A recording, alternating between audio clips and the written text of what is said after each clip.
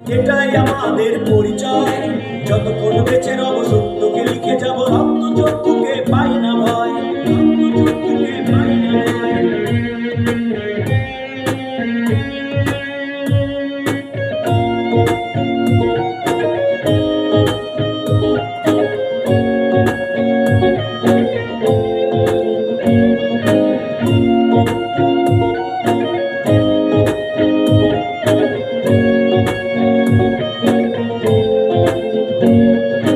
এদেশের মানচিত্রে যারা দিচ্ছে কালো থাবা, তাদের মুখোশ খুলে দেয়া কি আমাদের অপরাধ?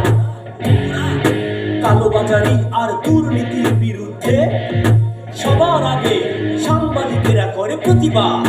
রোদ বৃষ্টি ঝড় মাথায় নিয়ে সংবাদ সংগ্রহে যায় এগিয়ে, এতে করে চলে গেছে অনেকেরই প্রাণ, ষড়যন্ত্রে পড়ে বহুজন হারিয়েছে তাদের সম্মান। তবু তুচ্ছ ঘটনায় ঢেকে নিজের অন্যায় আমাদের করো কেন আঘাত? জবাব দিতে পারি তবু থাকি চুপ, চাই না কিন্তু